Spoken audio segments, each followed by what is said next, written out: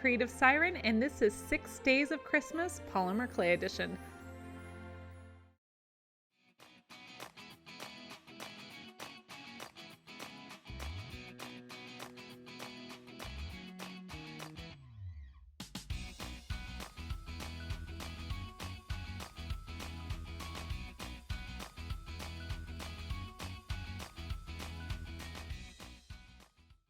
So first thing we're gonna need is some cardboard. I just happen to have this extra box laying around, so we're gonna go ahead and chop that up into little pieces. Thanks, Facebook. I will have all of the measurements for each part of the gingerbread house listed in the description of this video, along with any other tools or supplies that you might need. At this point, I am just cutting out all of the different wall pieces as well as the roof pieces, just so that I can have them laid out and ready to go.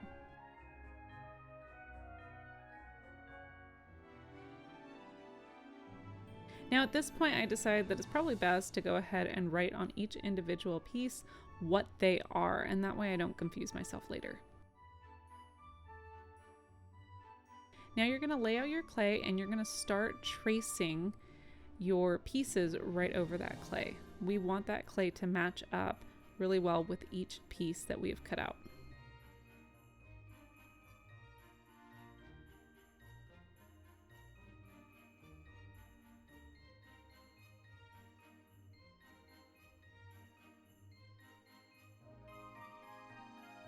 Now once you have all of your pieces cut out, we're going to take some liquid Sculpey.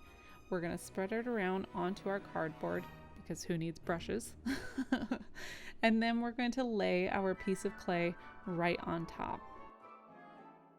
This is going to add a lot of stability, because polymer clay by itself, especially making a house this big, is not really going to hold well.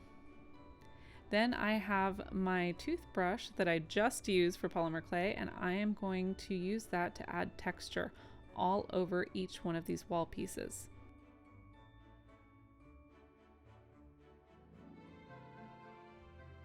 Now I will have the dimensions for these windows and the door in the description of this video as well, but we want to cut these out before we do bake these walls. It'll just make life so much easier. So you should have 2 walls with extra large windows, 1 wall with a door, and 2 small windows. And the door, we are only scoring, we aren't cutting it out completely. And once you've done everything that you need to do, go ahead and bake following the directions per the packaging on your polymer clay.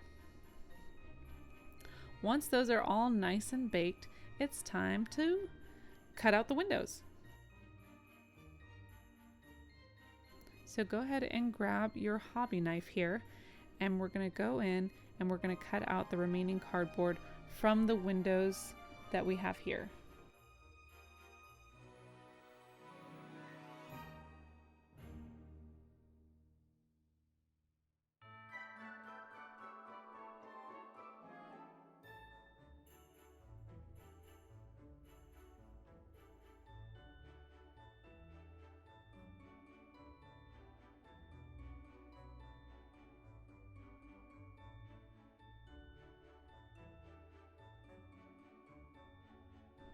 Once you have that all said and done, it's time to put all of these together. You're going to use a combination of liquid Sculpey as well as ropes of clay here to kind of create a mortar type deal for these for all of these walls. So we're going to take that clay and we're going to really mash it into these corners here and then smooth it out as much as you can.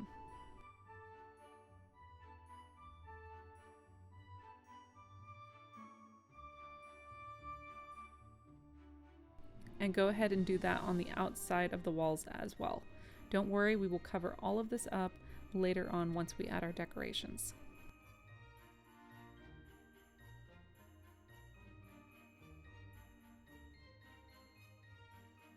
Here I'm just cutting off all the excess so it's not too bulky. But you can totally leave it if you need to. Now I didn't show it here, but I did go ahead and bake the walls of the house before I did add the roof. I do find that it's a little bit easier as far as adding a little bit of stability. If you prefer not to do that, that's totally fine too, but I did find that it was easier. Once you've done all that, you can go ahead and start attaching your roof the very same way that we attached the other walls to the house.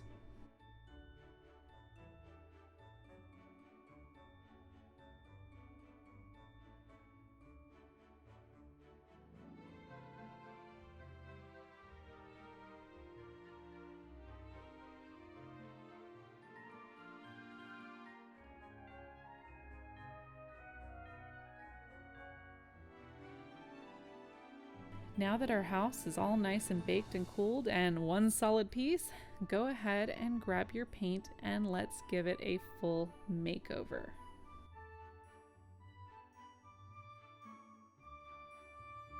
At this point, I am using the color Chestnut from Apple Barrel. I find that it is the perfect color when it comes to mimicking gingerbread. Don't worry if you have some bowing too when it comes to the cardboard. As the cardboard dries out, it does tend to bow a little bit, but I did find it actually gives the house a little bit of a whimsical feel, so I didn't worry too much about it. And if there are any little cracks or anything like that, you can totally cover it with your decorations once we add them. There she is! Now I do have a more in-depth tutorial on how to make polymer clay peppermint candies, but here I'm just going to twist these two colors together real quick to create a really ridiculously long rope of clay.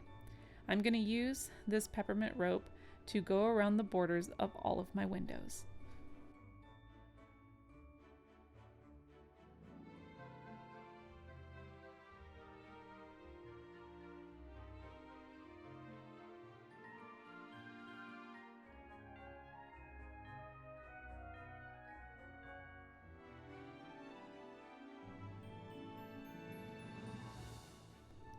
Once you've done that to all the windows, I'm going to go ahead and attach some snow to the roof of our gingerbread house.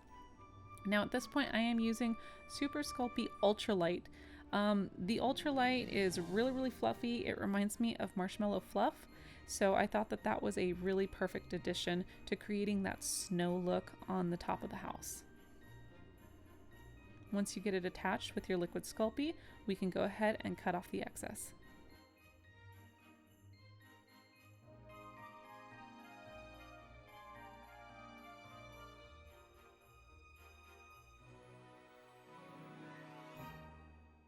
And do that to both sides of the roof.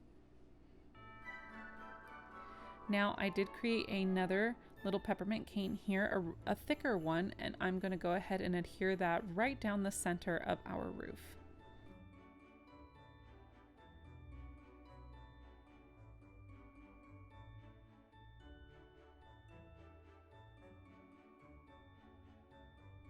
Now at this point I realized that we were missing something, and gingerbread houses usually have frosting that goes around all the sides of the clay, or I mean all the sides of the house.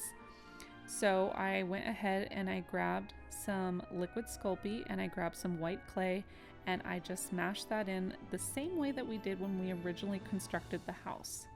And this is just to make it look like it's put together with some frosting. Now I added some liquid Sculpey right to where I scored the door, and I'm going to add a little bit of clay here to really highlight that door. I went with a really bright green just to give it a really nice pop of color.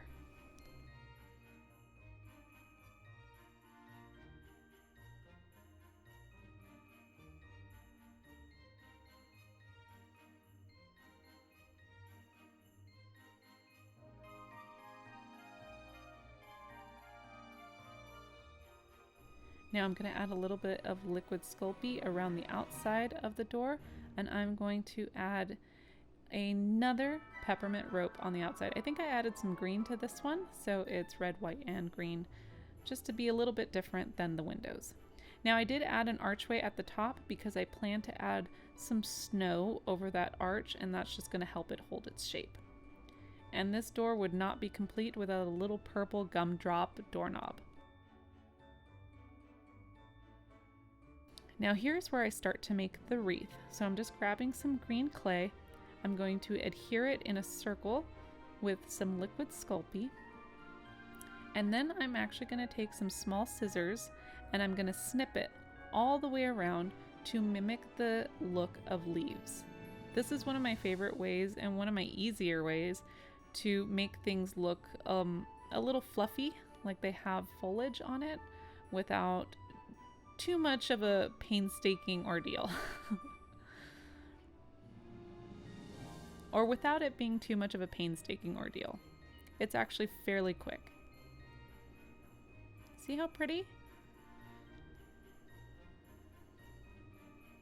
Once that's done, I'm just gonna grab these little itty bitty tiny balls of red clay to simulate berries right in our wreath.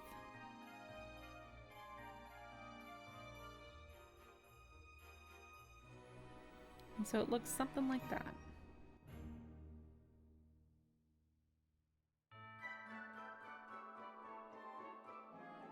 Now I want to add a little red bow right to the front of our wreath. So I'm just going to make a small little flat piece of clay here.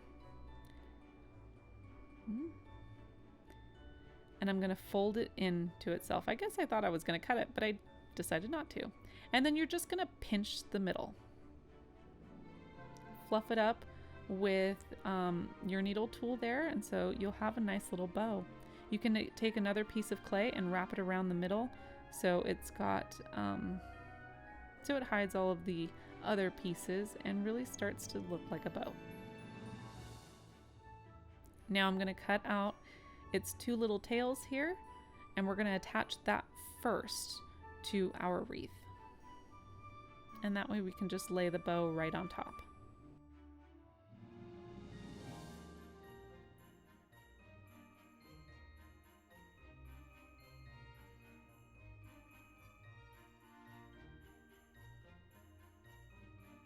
I'm just using my needle tool at this point to position the ends of this bow. And that way they just don't lay flat. Go ahead and press that center in right at the bottom, and it's good to go. I'm grabbing another peppermint rope here, and I am just covering it wherever I feel like it needs to be covered up. At that point there was a seam there, and I just thought that that was probably the best thing. You can also add another wreath. You can add a lot of different things. I would highly suggest that you do what you can to make this your own, because it really is a lot of fun to decorate. Now at this point I am just cutting out drips into my Super Sculpey Ultralight, and these are going to form kind of these frosting drips down the side of the roof. I didn't want to go with an icicle look. I really wanted to adhere to the candy aspect. So I thought drippy frosting was the way that we should do it. And there's no rhyme or reason when it comes to drips. You really just cut out these little bumps all the way through. They don't have to look perfect, and they always end up looking perfect anyways. At this point I am just trimming the roof with this really bright, vibrant green. I think it's the same green that I used for my wreath. But only do this after you've added the frosting ends, otherwise it can get a little complicated. And here I'm adding that frosting / snow right over the top of our door.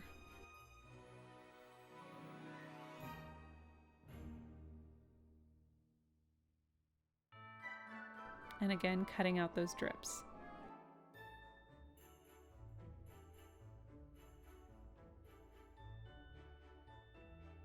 And at this point, I'm going to take my silicone tool here, and I'm just going to round out those edges.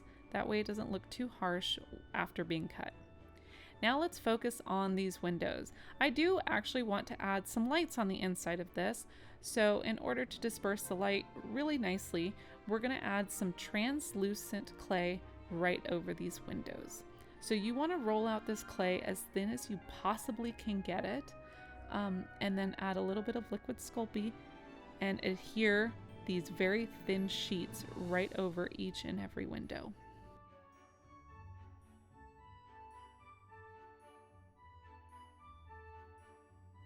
should look something like that. See? When you add some light in it, it looks pretty stinking cool. Now at this point, I am taking another little peppermint cane here, and I'm just gonna roll a big old fat peppermint, and this is gonna go right on the very end of our roof on both ends. This is gonna cover up any unsightly seams that we want to hide right on the roof, plus it really gives it a really adorable aesthetic. Now at this point I have baked the house because I want to make sure that I can adhere some peppermint right to the front of that translucent clay. Do not try and add this without baking it because that translucent clay will be extremely brittle. So very, very lightly add your liquid Sculpey, and then you can add the extra bits to the window right over it. Just like that. Now here I made another peppermint rope, and this time I added more green to it, and we are going to use this right for the corners of the house. So I'm going to measure out the peppermint to the correct length, and then I'm going to slice it down the middle, and I'm going to be sure not to slice it all the way through just so that you can open it up on one end.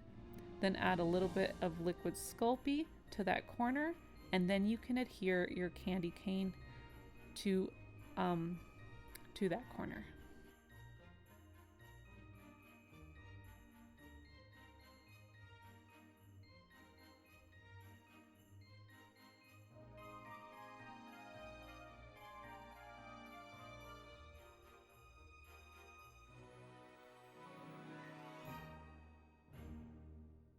And I do the same thing all the way around the house.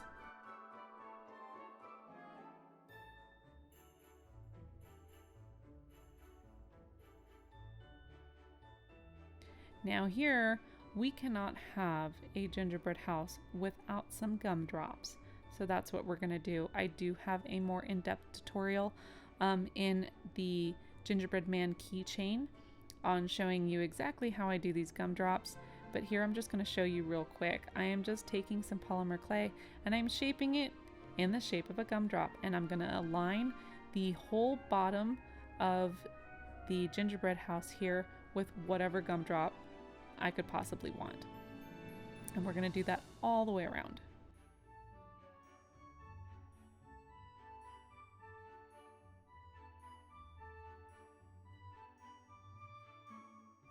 So it looks something like that. Now at this point I have gone ahead and baked my entire house, and I am thoroughly done with it. I don't plan to add any more polymer clay. So I'm going to take my liquid fusion here, and I am going to add some of the glue to every part that I would consider snow. I would do this in small batches so that the glue doesn't dry on you while you're working on other areas. And then grab a paintbrush and smooth it out so that it is a nice even coat. Now here I have these mini peppermint candies that I made, as well as some Christmas colored sprinkles that I made. I also have another tutorial on my channel that goes in depth on both of these items. So I'm just going to stick these to the snow areas, and after I am happy with how this looks, I am going to go ahead and add some glitter to the rest of it.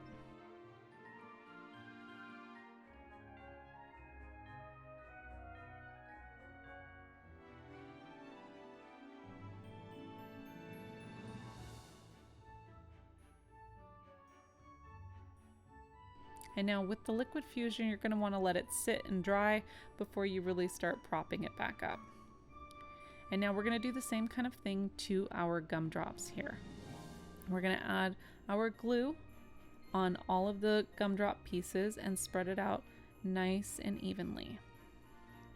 And once we've done that, we are actually going to take a different glitter than the one that we used for our frosting, and we're going to cover these gumdrops. Now this happens to be Frost from PDB. I like this one because it's a translucent glitter with a slight silver flake in there, so it gives it a little bit of a shine. But you can also use craft sand to achieve that sugar look that we're looking for on these gumdrops. And once you're all done, here it is in all of its beautiful peppermint glory. So I got these lights off of Amazon. I really liked them because with the push of a button, you could change the color. This doesn't actually flicker, it's just the way that the camera is picking it up. But it still looks incredibly neat. That translucent clay on the windows really disperses the light nicely. The other thing that I found works really well is fairy lights as well.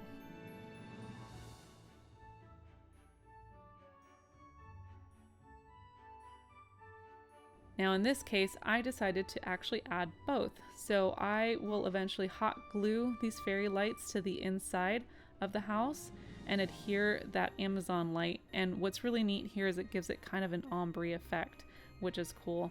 And you can add those fairy lights even to the top if you wanted to. You just need to drill a hole right into the roof, and you can add, you can hot glue some fairy lights all around the outer edge of that roof and really make it light up. Look at how pretty! Oh my gosh, I'm so obsessed. I hope you guys really enjoyed this tutorial. I loved making this one, and I can't wait to see all of the amazing gingerbread houses that you guys come up with.